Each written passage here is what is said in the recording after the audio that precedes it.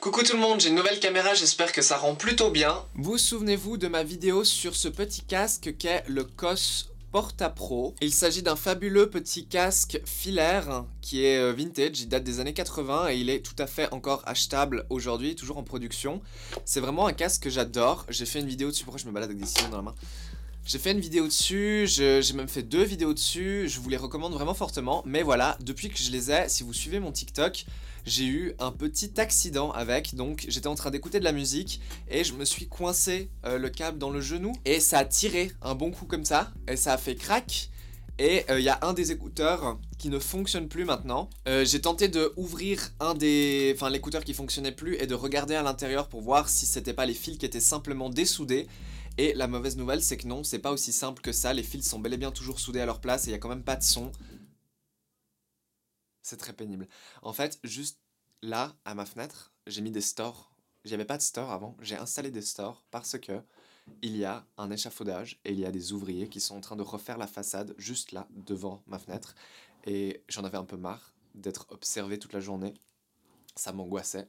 Donc j'ai installé des stores qui viennent de chez Ikea. Et les stores ne coupent pas le bruit, bien entendu. Et ils continuent de discuter, de papoter.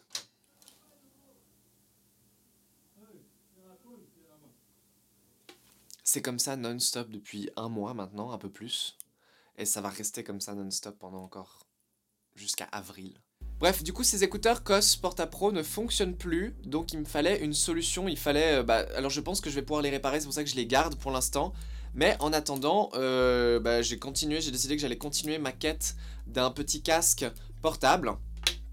Et je me suis intéressé à un casque de la marque Ai que je n'ai pas acheté parce que je voulais pas me retrouver encore une fois avec un casque dont le câble ne s'enlève pas et où je risque de casser le câble et de casser le casque au passage. Donc aujourd'hui, le petit casque que je vais vous présenter, il s'agit du Personal Monitor Headphones M1, juste M1 je crois, de chez Teenage Engineering. Le M1.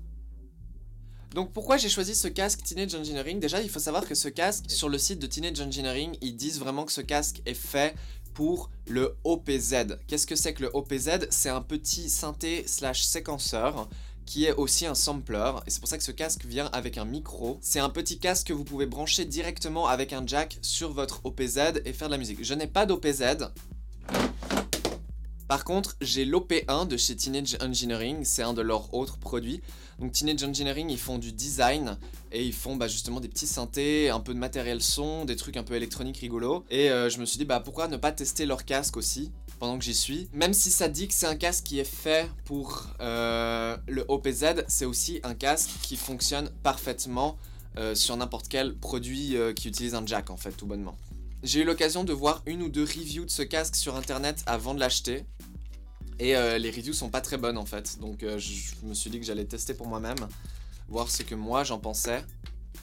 Avant de juger vraiment. Et si vraiment ça me plaît pas, je le retournerai.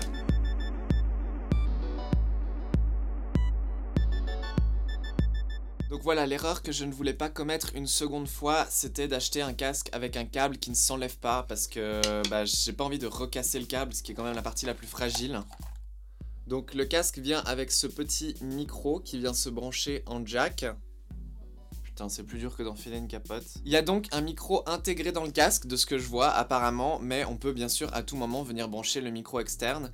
Et de ce que j'ai compris, ce qui est bien, c'est que vous pouvez brancher le jack de n'importe quel côté, c'est égal. Et vous pouvez aussi brancher le micro de n'importe quel côté. Vous pouvez aussi brancher deux casques en série. Donc avoir ce casque et venir brancher un deuxième casque dessus pour faire écouter à un de vos potes par exemple. Voilà. Putain, c'est pas facile à brancher, hein.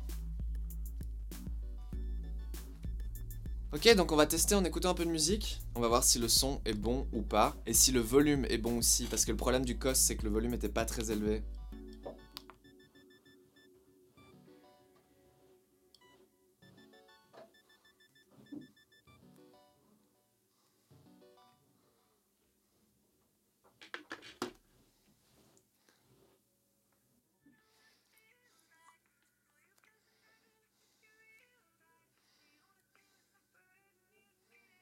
Nous sommes actuellement en train d'écouter ce que vaut le petit microphone intégré et je peux du coup vous donner mon avis sur le casque. Et je trouve que le casque sonne mal, il sonne pas bien, le son est pas ouf. c'est vraiment quasiment que des médiums. Il n'y a pas de basse et il n'y a pas d'aigu. C'est vraiment nul, je suis déçu. Cependant, je peux comprendre pourquoi c'est un bon casque pour la production, parce qu'on dit souvent que les médiums, c'est le cœur même de la chanson. Peut-être que ça rend mieux lorsqu'il s'agit justement de produire, de s'amuser avec un synthé, peut-être qu'on entend mieux les choses. Donc il va falloir que je le teste pendant quelques jours pour vous donner vraiment un opinion plus complet, et j'espère que la prochaine fois que je tournerai cette vidéo, il n'y aura pas les mecs derrière qui parlent et qui font énormément de bruit. Bien, bah on se retrouve du coup dans quelques jours avec une conclusion plus complète. Parce que ouais, là, franchement, la musique, c'est pas oufi ouf. Au moins, il y a beaucoup de volume, ce qui est le truc qui manquait avec le COS. Mais de là à perdre autant en qualité sonore juste pour un peu de volume, ça vaut peut-être pas la peine. Je vais vous faire un tour un peu plus détaillé du casque, comme ça vous voyez à quoi il ressemble. Franchement, j'adore son design. Je le trouve très joli. Il est un peu industriel éventuellement. Industriel, c'est ça le terme, je suis pas sûr, mais genre... C'est un peu voilà, c'est un peu la fonctionnalité avant le look, même si je trouve que niveau look il est plutôt bien. Les petits écouteurs peuvent se rabattre comme ceci pour prendre moins de place lorsque vous le mettez dans un sac. Ça c'était assez important pour moi comme fonctionnalité aussi. Une petite solution que j'ai trouvée par rapport au son que je trouvais pas terrible, c'est justement l'EQ, venir mettre le treble booster sur l'iPod. Et je trouve tout de suite que le son est beaucoup plus appréciable comme ça. Ce que je trouve aussi plutôt cool, c'est qu'ils isolent bien. Et les basses, honnêtement, elles sont quand même assez présentes. J'ai dit qu'il n'y avait pas de basse au début, c'est un peu un mensonge, il y a des basses, mais il y a beaucoup trop de médiums. Ils isolent plutôt bien et j'ai pas l'impression qu'ils leak trop fort le son vers l'extérieur, donc ça c'est plutôt cool aussi. Comme d'habitude, je vais donc utiliser ce casque pendant quelques jours, je vais aller me balader avec. Oh, il y a le chat derrière. Je vais aller me balader avec, je vais écouter un peu de musique et me former une opinion de quelques jours, parce que c'est comme ça qu'on fait pour donner une opinion beaucoup plus potable et plus complète. Et donc je reviens dans quelques jours avec un avis, etc. etc. Je vous donnerai ma conclusion. J'espère que ça va bien. Un truc que je peux dire aussi, c'est que ce qui est cool, c'est que le volume est suffisant pour utiliser cet iPod plutôt que celui-là. Cet iPod a clairement un bien meilleur son que celui-ci, mais cet iPod-là a beaucoup plus de fonctionnalités, dont la possibilité de mettre en aléatoire extrêmement facilement, genre juste comme ça. Et il y a plusieurs trucs qui font que je préfère cet iPod à celui-ci.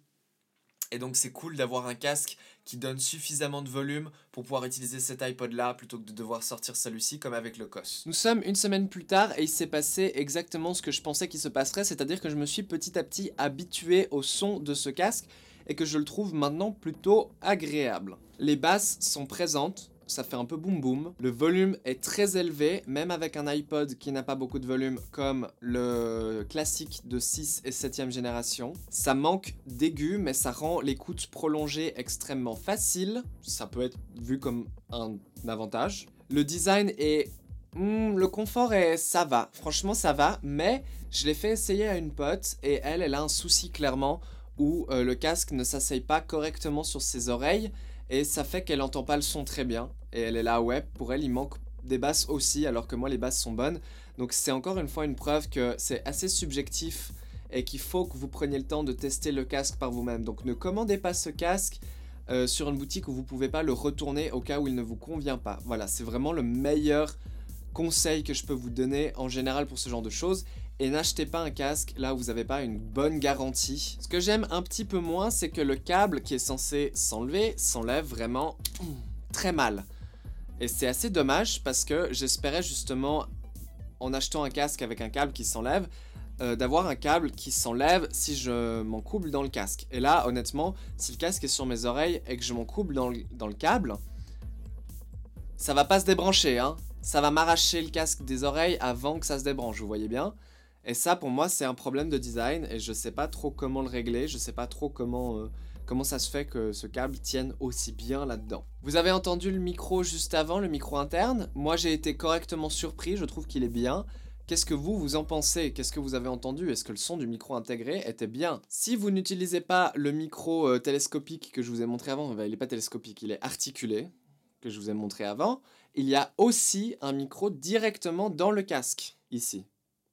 Ce qui fait que vous pouvez l'utiliser comme casque main libre ici, même si il n'y a pas le micro branché dedans. Après, bah bien sûr, si vous n'avez pas le micro, enfin si vous utilisez ce micro intégré, le son est beaucoup moins bon parce qu'il est quand même pas mal loin de votre bouche, hein. Je vous recommande pas trop. Petite fonction bonus auquel je ne savais pas qu'il y aurait en achetant ce casque, et je suis vraiment très agréablement surpris. Il y a un petit bouton ici. Et ce petit bouton vous permet de mettre pause ou de passer à la chanson suivante ou à la chanson précédente sur votre iPod. Donc ça c'est vraiment cool, ça marche qu'avec les iPods récents par contre, mais sur mon classique de 5, 6 ou 7ème génération, je sais plus. Ça marche vraiment bien et c'est vraiment cool de juste pouvoir mettre pause ou bien de passer à la chanson d'après ou la chanson précédente si j'ai envie. C'est vraiment cool de pouvoir le faire sans sortir l'iPod de ma poche et sans devoir déverrouiller l'iPod aussi. Donc est-ce que je recommande ce casque après l'avoir utilisé un petit peu? Je sais pas honnêtement, mais je serais... Enfin franchement, moi le casque que je vous recommande vraiment, c'est le Cos Porta Pro. Il est moins cher que celui-ci et il a un bien meilleur son. Par contre le défaut c'est que bah voilà, moi j'ai pété le mien tellement facilement... j'ai un peu peur de vous recommander un casque que vous allez péter très facilement vous aussi, vous comprenez? Putain, mes verres sont dégueulasses en fait. Donc celui-ci m'a l'air un petit peu plus solide que le Cos Porta Pro, mais le son est clairement beaucoup moins bon, même s'il est plus fort. Et ça c'est agréable. Aussi, il isole bien. Et ça c'est agréable aussi. Donc au total, au final, est-ce que je regrette d'avoir acheté celui-là? Non. D'ailleurs, je vais pas le retourner, je vais le garder. Je vais être content avec. Mais je regrette quand même mon Cos et je finirai soit par quand même tenter de réparer ce Cos ou alors en racheter un. Voilà, c'est tout. C'est ma petite conclusion sur le Teenage Engineering M1 qui est un casque fait pour le OPZ mais qui peut fonctionner comme casque à tout faire honnêtement. Tant que vous le connectez sur un smartphone récent ou un iPod, ça fonctionne bien et j'en suis ok content. Ok content, c'est-à-dire que j'aurais bien voulu mettre 20 balles de moins quand j'entends la qualité sonore qu'il a, voire même 30 balles de moins.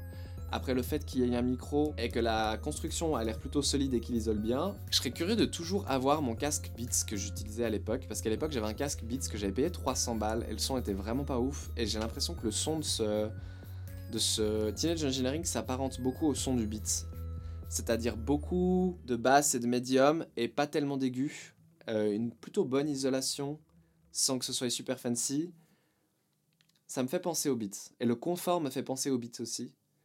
Mais c'est quand même pas mal moins cher que le Beats. Donc j'aurais bien voulu avoir toujours le Beats aujourd'hui pour comparer le son. Malheureusement ce Beats je l'avais acheté en 2011 si je me rappelle bien. Et il n'est plus, il est mort. J'espère que cette petite vidéo vous a plu et on se retrouve tout bientôt pour autre chose. Et en attendant, portez-vous bien.